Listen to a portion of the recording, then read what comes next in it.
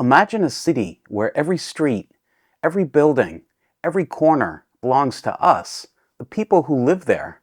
Not just the rich, the entitled, the planners, but all of us. That's the core of the radical idea called the right to the city. This video is about who controls our cities and how we can take them back. Let's get started.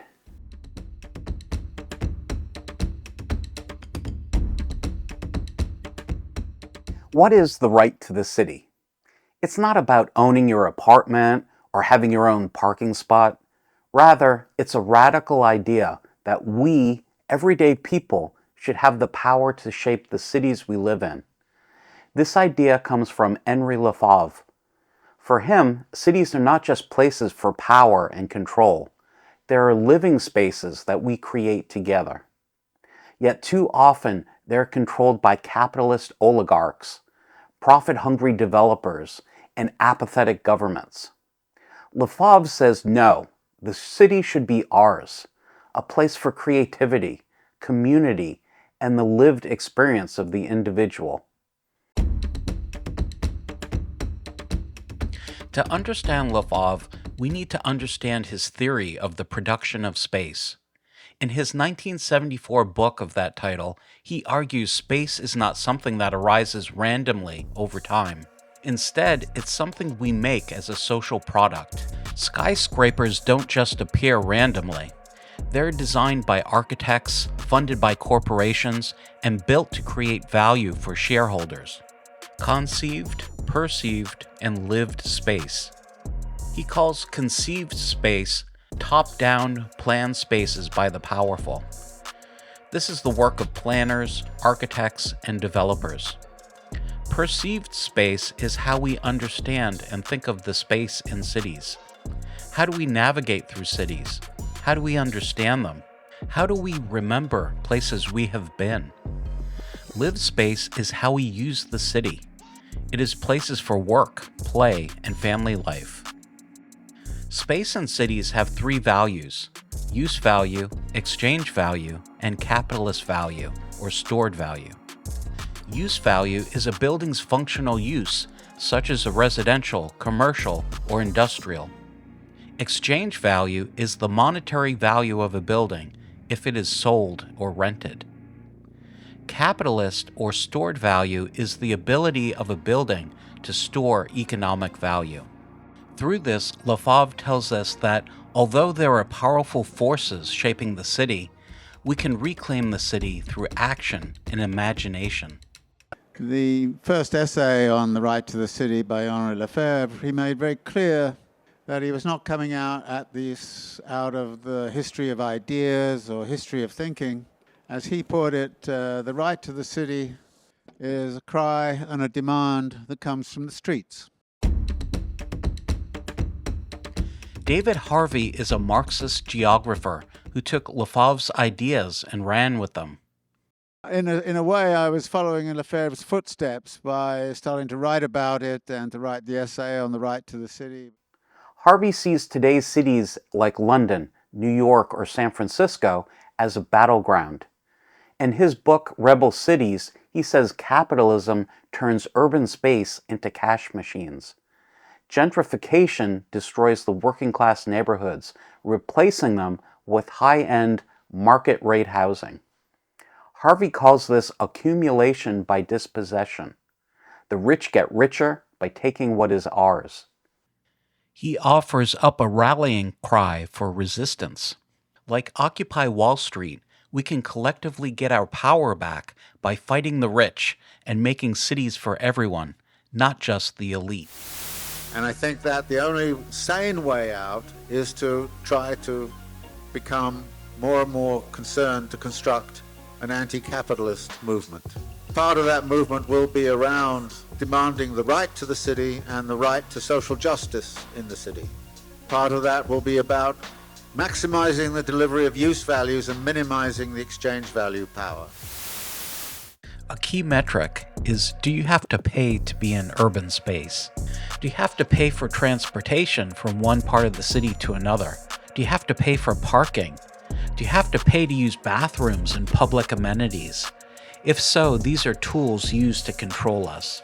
The problem with Harvey's vision is its implementation. Today, consensus planning destroys the will of the people.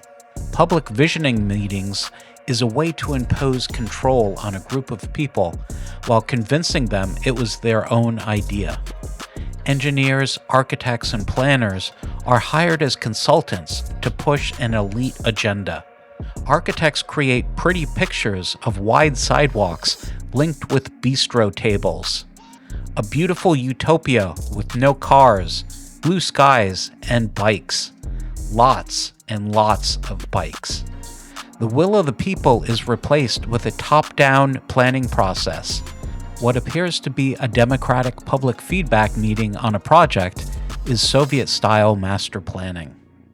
Lefebvre and Harvey eloquently state the problem, but their solutions do not properly address the capitalist power structures and absolute control technocrats have on our urban environments. Marxist revolution and socialist planning schemes are not enough to create the right to the city. Instead, let us look at the science fiction world of Jacque Fresco for a possible solution.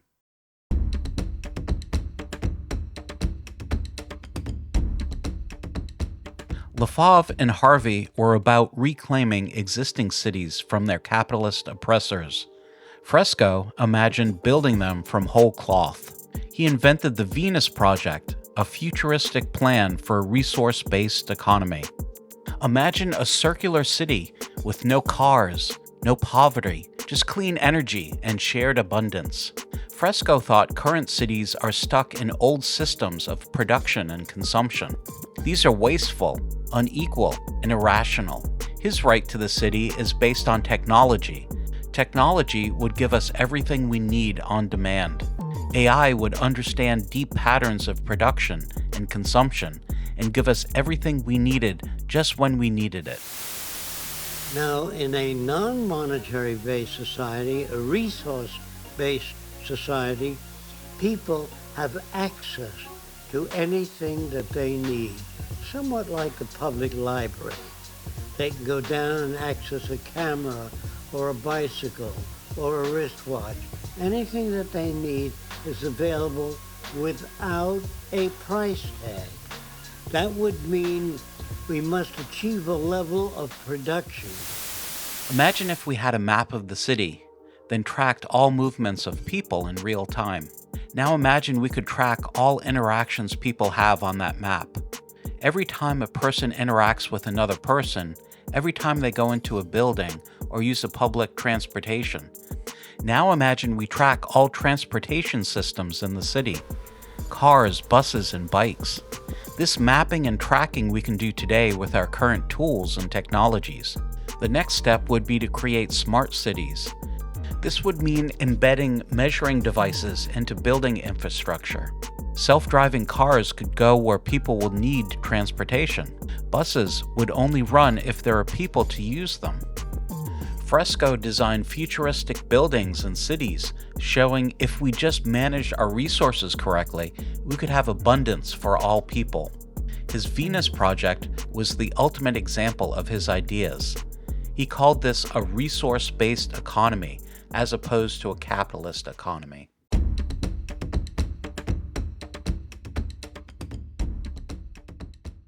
What ties Lefebvre, Harvey, and Fresco together? Lefebvre gives us the foundation. Space is ours to produce, not just to consume. Harvey expresses today's struggles for equality and inclusion.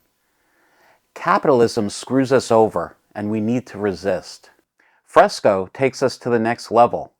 We need to dream big and design our cities for people's needs and desires.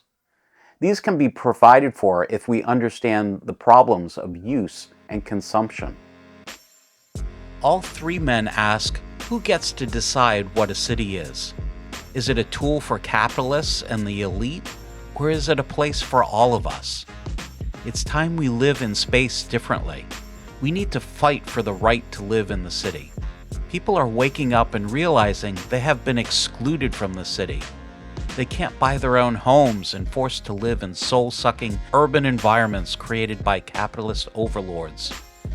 Cities can be created to enhance the lived experience, not to control and dominate us. Why is this so important?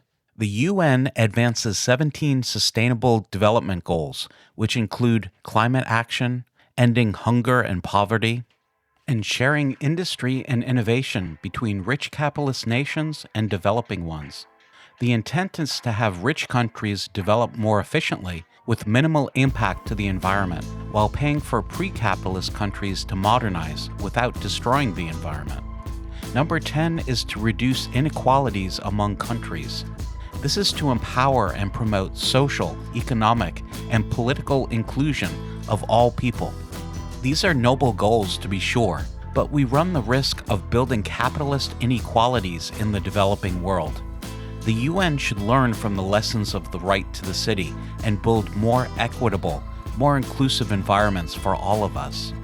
We shouldn't take the modern capitalist city model of the Western world and build these inequalities into developing countries. We need a new way to design cities, not as capitalist moneymakers, but to enhance the everyday life of people. If you'd like to know more about the UN's 17 sustainability goals, I've put a link in the description below. What do you think? Can we reclaim our cities? Or is Fresco's vision pure science fiction? Let me know your thoughts in the comments below.